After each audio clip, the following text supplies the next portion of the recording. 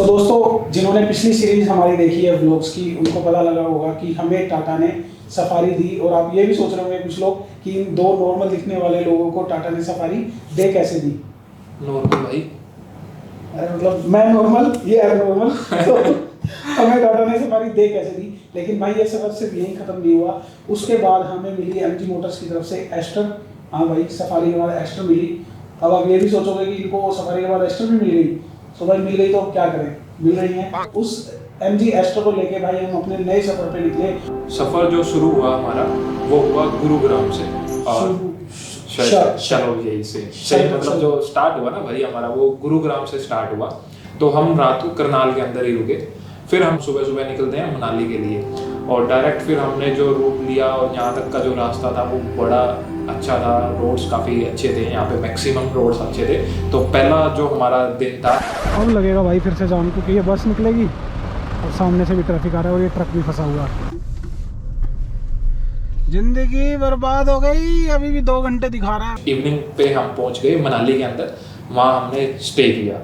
और उसके बाद भाई फिर हमारा स्टार्ट हुआ नेक्स्ट डे, जो हमें जाना था स्पीति वैली के लिए। लेकिन वो जो स्टार्ट करना बहुत सही था भाई, क्योंकि होटल के बाहर हमें कुछ राजस्थानी जो फोक म्यूजिशियन थे, सो वो जो हमें सुनाया ना भाई उन्होंने फोक म्यूजिक, वो बहुत ही गजब था भाई।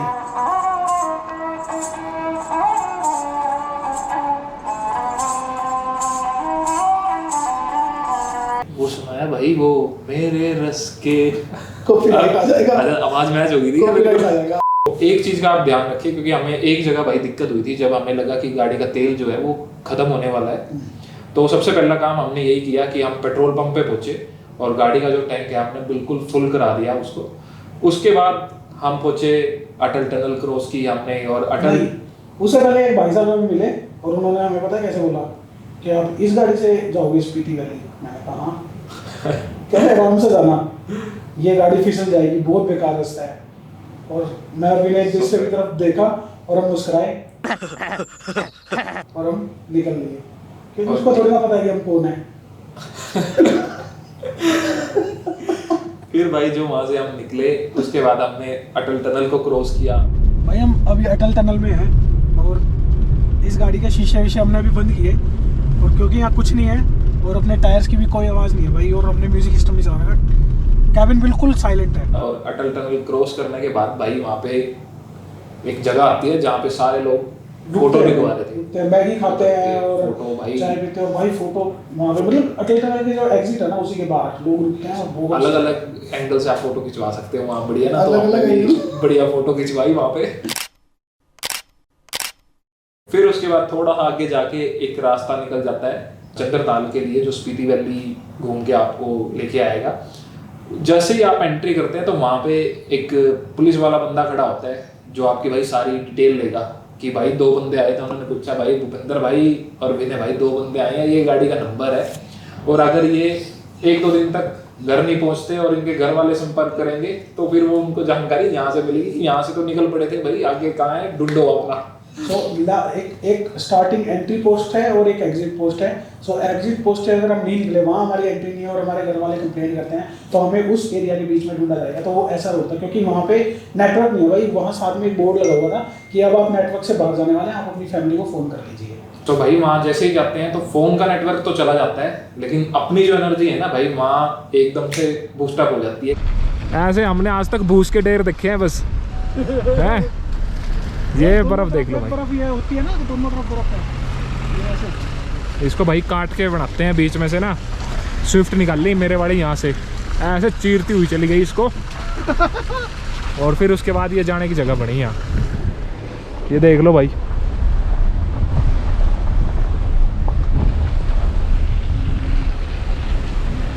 मैं आज तक जो गया हूँ वो मनाली तक गया हूँ। उसके बाद का जो सफर था वो पहली बार मैंने किया है। भूपेंद्र भाई शायद आपका भी पहली बार था। सफर और मैं पहले बता दूं, ये सफर वो हिंदी वाला सफर नहीं है, ये इंग्लिश वाला सफर है, क्योंकि वहाँ रोड के नाम पे रोड था ही नहीं, कंप्लीट ऑफ रोडिंग थी। लेकिन भाई जो नज़ारा था ना वहाँ, ओहो क्या यार, क्या कर रहे हो इसको वीडियो बना रहे हो, इसको साइलेंट तो कर लो। हमें ये लगा स्टार्टिंग में कि जो पैच होगा, ये जो ऑफ रोडिंग वाला पैच होगा वो 4-5 घंटे का होगा।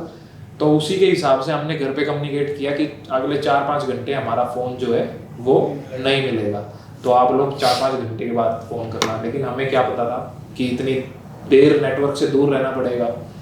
और भाई वो जो पैच था सारा ऑफरोडिंग वाला पैच था, और इस बीच में जो हमारी गाड़ी की एवरेज रही ना वो लगभग 10 से 12 किलोमीटर पर आवर की हमारी एवरेज रही।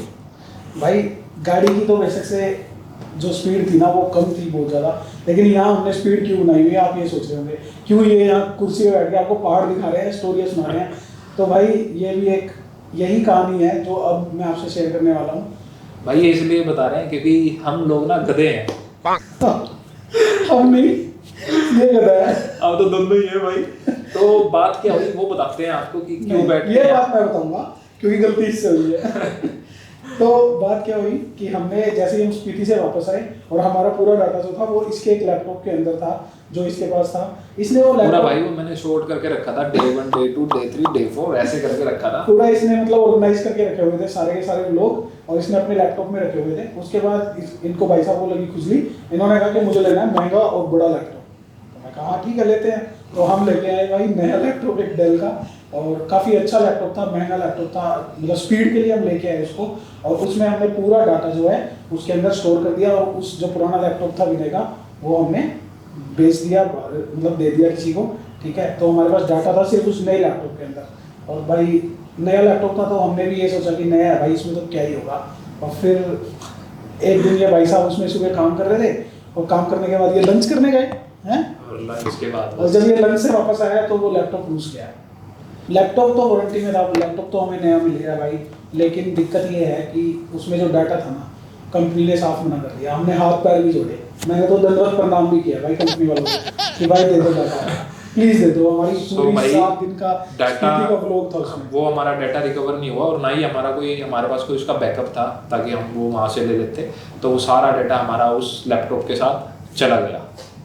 सो इसीलिए अब यहाँ कुर्सी पे बैठ के पहाड़ दिखा रहे हैं आप लोगों को ना। और जो थोड़ा बहुत डाटा है वो आपको इस व्लॉग में दिख ही रहा है साथ के साथ। सारा दिन जो हमने मेहनत की ना भाई, और जो चीज़ें देखी और जो हम आपसे शेयर करना चाहते थे, जो दिखाना चाहते थे, वो सब कुछ भूल गया भाई। और भाई बड़े ज़्यादा एफर्ट किए थे हमने, भाग भाग के जो शूट किए थे ना, ऐसे भाग भाग के, कोई उधर जा रहा है, ऐसी ठंडी हवा चल रही थी वहाँ, फिर भी हमने भाग भाग के ऐसे वीडियो बनाई थी। 14,000 फीट पे थे भाई हम, और ऑक्सीजन की कमी थी, परेशान हो रहे थे, लेकिन बस ये चाहते थे कि अच्छा कंटेंट देंगे आप लोगों को। चलो अब आपको परेशान नहीं करते हैं, अब आगे का सफ़र और शुरू करते हैं। कि करो शुरू। हमने जैसे स्टार्ट किया तो हमें ये लगा था कि हम कुछ ही टाइम में उसको क्रॉस कर जाएंगे, लेकिन जो पैच था ये बहुत ज़्यादा लंबा था, और बीच में हम वीडियोस काफ़ी बना रहे थे तो हमें काफ़ी ज़्यादा टाइम लग रहा था। ऊपर से जो स्पीड थी गाड़ी की वो काफ़ी ज़्यादा कम थी, जो रास्ते भी थे भाई वो काफ़ी ज़्यादा नैरो मास थे, और साथ में जब सामने से गाड़ी आ रही तो उनको भी साइड देनी पड़ रही थी, तो ये काफ़ी दिक्कत थी। तो वहाँ पे एडजस्ट करके बड़ा गाड़ी को निकालना पड़ता था, और इन्हीं चीज़ों का मज़ा आता है जब आप किसी हिली एरिया के अंदर आप जाते हैं। और फिर हमने सोचा कि अब काजा तो हम पहुँच नहीं सकते, तो हमने सोचा कि क्यों ना स्टे करते हैं हम भाई रात में चंद्रताल पे। वो भी हमने क्यों किया, क्योंकि वहाँ पे एक वाटरफॉल था, और हमें जैसा कि मैंने बताया कि लोग हमें डरा रहे थे कि तुम्हारी जो गाड़ी है वो यहाँ से नहीं निकल पाएगी। तो हमें लगा कि रात को उस वाटरफॉल को क्रॉस नहीं करते हैं। करना तो हमें था भाई, क्योंकि मैं और विनय निकले इसलिए थे कि पूरा एडवेंचर करके आना है भाई, मजा लेना है हमें, पूरा हर जगह जाना है, जहाँ नहीं जा सकते वहाँ भी जाना है हमने। तो भाई हम रात को ही वहाँ पे कैंप हमें दिखा, और हम उस कैंप में रुक गए, और खाने वगैरह के लिए बना रखा है, हॉल बना रखा है, तो साफ सुथरा है ना। रात में हम वहाँ स्टे करके, ठंड भाई बहुत ज़्यादा थी वहाँ पे, रात को हमारी तबीयत भी बड़ी ख़राब हो गई थी वहाँ पे। सच में लिटरली ना हम दोनों की तबीयत खराब हो गई थी। और मैं विनय को मैंने पूछा उठ के, मतलब क्योंकि कंटेंट मेरे पहले दिमाग में था, मरने तो चलो जो हो रहा था पता नहीं, तो मैंने पहले कैमरा ऑन किया, और फिर अंधेरे में मैं विनय से पूछ रहा था कि विनय जिंदा है। तो विनय का अच्छे से जवाब नहीं आया, तो मुझे लगा विनय को दिक्कत हो रही है। तो हमारी हार्ट बीट बहुत ज़्यादा तेज़ हो गई थी, और वो जो एक्सपीरियंस था ना, पहली बार हमने हाई ऑल्टीट्यूड पे जो वो एक आप बोल सकते हो एक्यूट माउंटेन सिकनेस का जो थोड़ा सा हमें इफेक्ट पड़ा, वो हमने वहाँ पे चेक किया भाई कि ये होती है वो चीज़। और बिल्कुल जैसे अभी यहाँ भी हम बैठे हैं, तो अभी जो हार्ट बीट है वो लगभग 67 69 ऐसे थी, और वहाँ हम आराम से लेटे हुए थे। उसके बाद भी जो हार्ट बीट थी वो 98 102 ऐसे हार्ट बीट जा रही थी। तो इससे पता लग रहा था कि क्या हो रहा है। तो इसको बार बार खोल के कभी इधर बांध के चेक कर रहे हैं कि क्या हार्ट बीट है भाई, बंदा रह रहा है नहीं रह रहा है। तो ये चेक कर रहे थे हम। तो सारी रात भाई ऐसे हमने वहाँ पे निकाल ली, क्योंकि हम जो हमारे पास कपड़े भी थे हमारे, वो भी उस लेवल के नहीं थे कि माइनस टेम्परेचर में वो हमें काफ़ी अच्छे से सपोर्ट कर सके। उस वक्त -4 और -3 टेम्परेचर गया था बहुत ज़्यादा। जैसे तैसे करके भाई हमने रात निकाली। उसके बाद फिर सुबह हुई, सूरज निकला और फिर हमने सोचा कि आप जाएंगे चंद्रताल, क्योंकि सबसे हम सुन रहे थे कि चंद्रताल चंद्रताल चंद्रताल। तो भाई हम फिर निकले चंद्रताल के लिए सुबह सुबह। वो भाई उधर से मस्त पानी गिर रहा है एकदम एक नंबर एनर्जी के साथ। वो डेडली वाटरफॉल क्रॉस किया हमने। 2 नंबर वाटरफॉल थी वो, जो जिसको कह रहे थे कि सारे हैं, और वहाँ पे एक गाड़ी भी फंसी हुई थी। बस इस साइड ध्यान रखो, ज़्यादा इस साइड ना जाओ।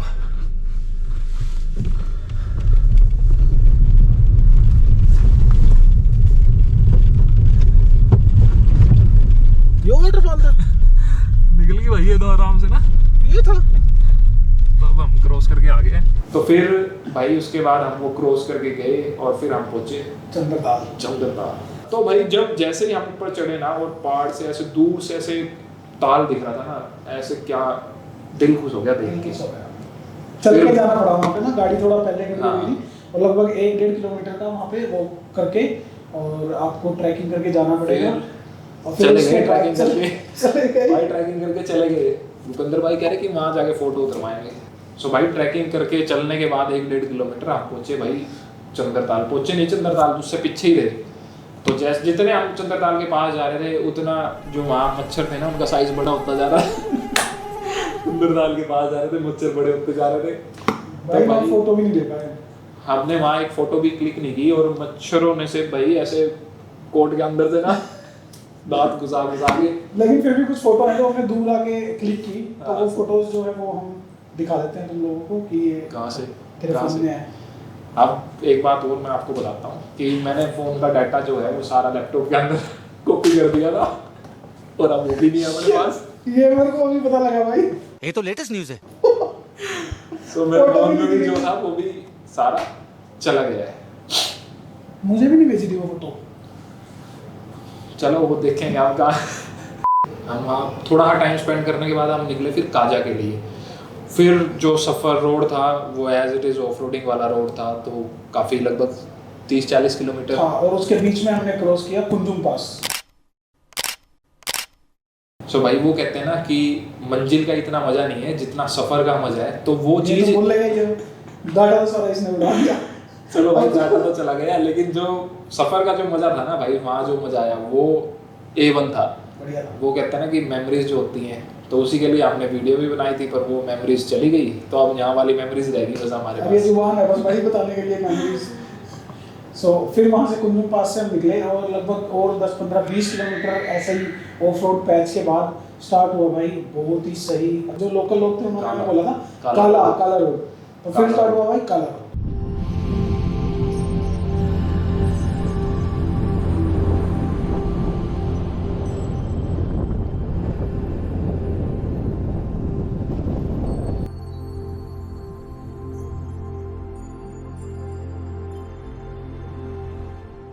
काला रोड, और वो सिर्फ एक गाड़ी के लिए ही काला रोड था। मतलब और भाई ऐसे लग रहा था वो जैसे वो 10 लेन वाला हो। इतने 80-90 किलोमीटर चलने के बाद जो हमें मिला, और जैसे ही काला रोड आया वैसे ही नेटवर्क आया, और भाई धड़ाधड़ घंटियां बजी फोन पे।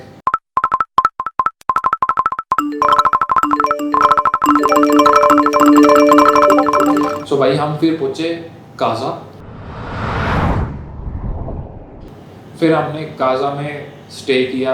हमने वहाँ एक ब्लू माउंटेन के नाम से एक होटल था, उस होटल में हमने स्टे नहीं किया, वहाँ खाना खाया। वहाँ स्टे हमारा था कि हम किसी मतलब वहाँ का जो लोकल होम स्टे वगैरह जो देखा ना, होम स्टे भी वहाँ पे लग्जूरियस होम स्टे भी, थोड़े अच्छे वाले होम स्टे भी बन गए, लेकिन हमें था कि जो बिल्कुल किसी ने घर में होम स्टे बनाया हो ना, वहीं पर रुके, और उसी के अंदर हम रुके थे भाई। और वो भी एक अच्छा एक्सपीरियंस था, मतलब फैमिली के साथ रहना, उनके साथ। हमने खाना वाना तो खैर बाहर से ही खाया, क्योंकि हमारा कुछ अनसर्टेन था कि हम कितनी देर में आते थे, रात को कहीं और निकल जाते थे, मार्केट में घूमने चले जाते थे। खाना वाना नहीं खाया हमने, लेकिन हमने एक ऐसे बिल्कुल छोटे और नॉर्मल से होम स्टे में स्टे किया वहाँ पे। सो भाई ये रात तो होगी, लेकिन उससे पहले हम 2 जगह घूम के आए थे। एक हम गए थे चीचम ब्रिज जो एशिया का सबसे हाईएस्ट सस्पेंशन ब्रिज है, और एक हम गए थे की मोनेस्ट्री। की मोनेस्ट्री जो था वो one of the highest monastery है, और भाई बहुत सुंदर थी, बहुत अच्छी थी। और मेरे को अच्छी चीज़ पता क्या लगी कि जैसे हम की मोनेस्ट्री के उस टेम्पल बोल लीजिए या जो भी अंदर होता है उसमें, तो वहाँ हम गए तो वहाँ पे कोई उनके बुद्ध थे वो थे वहाँ पे, और उन्होंने हमको पता क्या बोला, जाते चाय पीएंगे। और हमें देख रहे कि ये मतलब हम एक मोनेस्ट्री में आए हम ये एक्सपेक्ट नहीं कर रहे थे कि वो चाय पूछेंगे। फिर उन्होंने स्पेशल जो है हमारे लिए मंदिर खोला, क्योंकि मंदिर बिल्कुल टॉप पे था और वहाँ हवा इतनी तेज चलती है, तो अंदर जो मंदिर के अंदर जो उनके देवी देवता हैं जो वो फोटो वगैरह गिर जाती है, बुक्स भी थी, तो इसलिए वो मंदिर को शाम को बंद कर देते थे क्योंकि हवा इतनी तेज थी। लेकिन उन्होंने हमारे लिए ओपन किया, हमें सब कुछ दिखाया, समझाया कि ये हमारे गोड्स हैं और सब का सब। और थोड़ा सा अंदर तो वीडियो नहीं बना सकते थे, लेकिन बाहर आके हमने थोड़ी वीडियो भी बनाई थी। तो वीडियो की तो बात ही क्यों कर रहा हूँ भाई, कुछ नहीं मिलने वाला वीडियो का। तो उस दिन हमने की मोनेस्ट्री देखी और फिर हमने रात को स्टे किया काजा में। फिर अगले दिन वो फिर दोबारा फिर सुबह हुई और फिर वो एक सर्कल बनता है 45 किलोमीटर का, जो काजा से शुरू होकर दोबारा काजा ही खत्म हो जाता है। तो वहाँ पे आपको 3 चीज़ें देखने को मिलती है। सबसे पहला जो देखने को मिलता है वो मिलता है लांजा। सो भाई ये है बुद्धा स्टैचू यहाँ पे लांजा में, और जो हाइट है इसकी 35 फीट हाइट है, और इस टाइम जो एल्टीट्यूड है यहाँ 14,300 फीट पे अभी हम है, और ये जो हाइट है 35 फीट की। और यहाँ का व्यू देखो आप, व्यू बड़ा ज़बरदस्त है। किया कुछ क्लिक भैया।